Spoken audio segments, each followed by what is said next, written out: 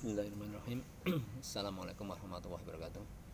Jumpa lagi pada Nuha ya. Hari ini semoga kita sehat-sehat selalu. Asyhadu an la ilaha illallah wa asyhadu anna muhammadar rasulullah.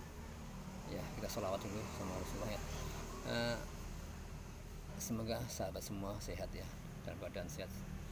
Semoga kita berjuang-juang perubahan ya, kemenangan, kebaikan ya. Ini saya mau membaca ini ada berita sedikit agak lucu juga ini. Apa hubungannya kita nggak tahu ya, kita baca aja. Ini dari news ya, merapinews.com ya. Itu kan ketua pemenangan Anies Baswedan di Sumatera Barat itu dibacok. Ini ceritanya kan begitu, tapi latar belakangnya kita nggak tahu, kita bacakan dulu ya. Ketua pemenangan calon presiden RI Anies Baswedan Sumatera Barat diserang orang tak dikenal. Ketua Dewan Pimpinan Daerah Relawan Rumah Gadang Sumatera Barat Haji Idris Sanur diserang orang tak dikenal di rumah kediamannya Jalan Pelajar Tarok, Kecamatan Aur di Birugut, Tigo Baleh atau ABTB ya, Bukit Tinggi, Senin 2 Januari 2023. Berarti berapa hari yang lalu ya? 2 hari yang lalu ya. Saya bacakan. Ia diserang orang tak dikenal dengan senjata tajam. Dampaknya ketua pemenang calon presiden RI Anies Baswedan untuk Provinsi Sumatera Barat itu harus mendapat perawatan intensif di Rumah Sakit Yarsi Bukit Tinggi akibat luka yang dideritanya. Jadi ya itu ceritanya kan diserang ya. Masalahnya apa kita juga nggak tahu. Coba kita baca lagi. Setelah itu kita komentari. Dokter mengatakan luka di bagian kepala yang diderita suami saya akibat sabetan senjata tajam, ujar Yusnina. Yusnina ini istrinya ya. Saya tidak tahu persoalan yang menyebabkan terjadinya tindak penganiayaan yang dilakukan 3 orang terhadap suami saya. 2 orang pria berbadan tegap dan 1 wanita berhijab, ujar Yusnita. Jadi 2 orang, yang 1 berhijab, 2 perempuan, berarti satunya ya. Pada saat bersamaan dari dalam mobil turun 3 orang. Mereka itulah yang melakukan penganiayaan. Setelah suami saya tergeletak di bawah tangga, penyerang melakukan tindakan yang sama terhadap saya, ujar istri-istri Sanur Yusnina. Jadi dua-duanya suami istri mau diserang, tapi kan istrinya ini kayaknya di rumah ini kejadian di rumahnya ada Idris Sanur tadi ya.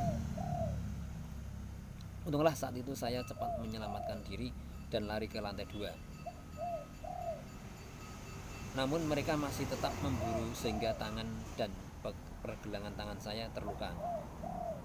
Meski sejauh ini belum diperoleh konfirmasi dari aparat hukum Kapolres Bukit Tinggi. Jadi memang ada kejadian, tapi pihak polisi belum mengkonfirmasi. Coba kita baca lagi.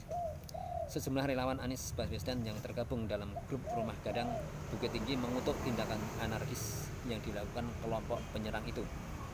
Kami mengutuk peristiwa kekerasan itu. Kami juga berharap hamba hukum di Polresta Bukit Tinggi segera bertindak dan menangkap pelaku. Itu harapan dari relawan Anies ya.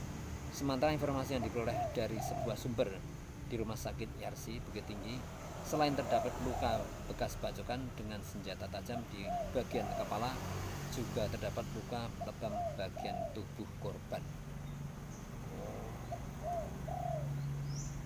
Selama ini di Bukit Tinggi, Idris Sanur lebih dikenal sebagai aktivis sosial kemasyarakatan. Pengaruhnya tidak hanya di kota Bukit Tinggi, bahkan sampai merambah ke tingkat provinsi. Tidak heran bila lelaki berusia 58 tahun itu mudah menghimpun massa memenangkan calon presiden RI Anies Baswedan untuk Provinsi Sumatera Barat. Jadi ini ya. Tapi di berita lain kan bilang ini kan diserangnya di rumah ya. Di rumah dia itu kan buka toko katanya. Ada toko di situ, di rumahnya ada toko bangunan nggak salah ya. tiba-tiba datang 3 orang langsung menyerang itu, nah terjadilah itu serang. Nah, ada beberapa apa namanya versi itu, ada yang mungkin masalah utang piutang atau bagaimana, ternyata polisi baru menyelidiki. Cuma harapan kita ya jangan sampai anarkis gitu ya. Toh kalau umpama kalau itu ketua pemenangan calon presiden RI Anies Baswedan beneran gara-gara dia menjadi sebagai ketua pemenangan calon presiden di Anies ya, itu saya kira juga tidak benar ya kalau itu langsung bertindak anarkis gitu ya. Ya kita kan bisa lah bicara baik-baik masalah apa gitu kan. Juga Pak Anies juga mengharapkan kita tidak perlu berdebat, kita perlu persatuan.